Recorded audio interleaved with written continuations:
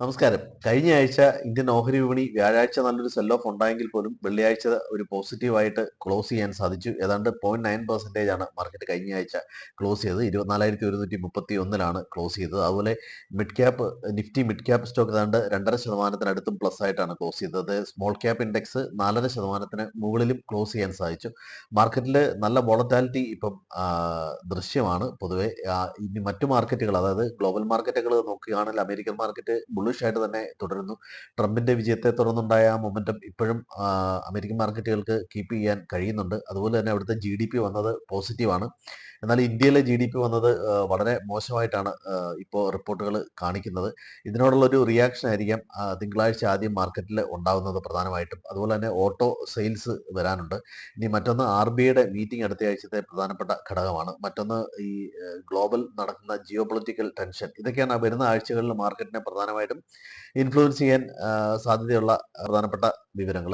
ഇനി മറ്റൊന്ന് ബാങ്ക് നിഫ്റ്റിയും നമ്മൾ നോക്കുകയാണെങ്കിൽ നിഫ്റ്റി 23,800-നും 24,350-നും ഇടയ്ക്ക് ഒരു റേഞ്ചിൽ തന്നെ നിൽക്കുന്നതായിട്ടാണ് കാണുന്നത്. 24,350-ന് മുകളിൽ ഒരു ക്ലോസിംഗ് കിട്ടിയാലാണ് കൂടുതലും അപ്സൈഡ് പറയാൻ കഴിയുന്നത്. കഴിഞ്ഞ ആഴ്ചത്തെക്കാൾ ഒരു അല്പം ബുള്ളിഷ് ആയിട്ടാണ് മാർക്കറ്റ് ഇപ്പോൾ നിൽക്കുന്നത്.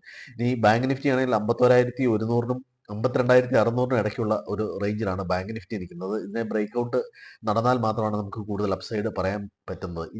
ഇനിയുള്ള റാലിക്ക് പ്രധാനമായ പങ്ക് വഹിക്കുന്ന ഒരുപക്ഷെ ബാങ്കിങ് സെക്ടർ ആയിരിക്കും. ഇതുകൂടാതെ നമ്മൾ ഈ ബഡ്ജറ്റിനെ ലക്ഷ്യമാക്കിയൊക്കെ മേടിക്കുന്ന സ്റ്റോക്ക് വാങ്ങുന്നവർക്കൊക്കെ ഇപ്പം വാങ്ങി വെക്കാൻ പറ്റിയ സമയമാണെന്നാണ് എനിക്ക് തോന്നുന്നത്. പ്രധാനമായിട്ടും ഈ ഡിഫൻസ് സ്റ്റോക്കുകൾ, അതുപോലെ കെമിക്കൽ സ്റ്റോക്കുകൾ, ഹോസ്പിറ്റൽ സ്റ്റോക്കുകൾ, ഇൻഷുറൻസ് സ്റ്റോക്കുകൾ ഒക്കെ നമുക്ക് ഇപ്പോൾ വാങ്ങി വെക്കാൻ പറ്റുമെന്നാണ് എനിക്ക് തോന്നുന്നത്.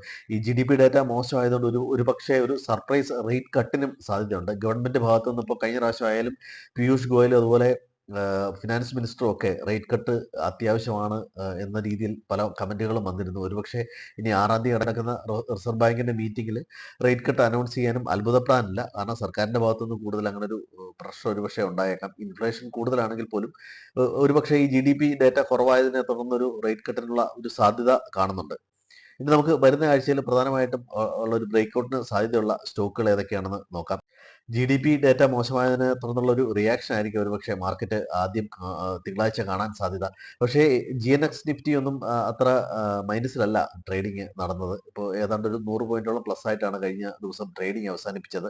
അപ്പോൾ ഇതിനി എങ്ങനെയാണ് വരുന്നതെന്ന് നമുക്ക് മാർക്കറ്റ് ഓപ്പൺ ചെയ്തതിന് ശേഷമേ പറയാൻ പറ്റുള്ളൂ. എന്തായാലും ഒരു ബ്രേക്ക്ഔട്ടിന് സാധ്യതയുള്ള ചില സ്റ്റോക്കുകളാണ് നമ്മളിവിടെ പറഞ്ഞു വെക്കുന്നത്. നിങ്ങൾക്ക് അറിയാവുന്ന ടെക്നിക്കൽസും ഫണ്ടമെന്റൽസും ഒക്കെ പരിശോധിച്ചതിന് ശേഷം നിങ്ങളുടെ ഫിനാൻഷ്യൽ അഡ്വൈസറുടെ ഒരു അഭിപ്രായത്തോട് കൂടി മാത്രം ഈ സ്റ്റോക്കുകൾ എൻ്റർ ചെയ്യുക. ജസ്റ്റ് ഞാൻ വാങ്ങാൻ ഉദ്ദേശിക്കുന്ന ചില സ്റ്റോക്കുകൾ പരിചയപ്പെടുത്തുന്നു എന്ന് മാത്രമേ ഉള്ളൂ. ആദ്യത്തെ സ്റ്റോക്ക് ജിൻഡാൽ ഡ്രില്ലിംഗ് ഇൻഡസ്ട്രീസ് ആണ്. താരതമ്യേന വോളിയം കുറവാണ് ഈ സ്റ്റോക്കിന്.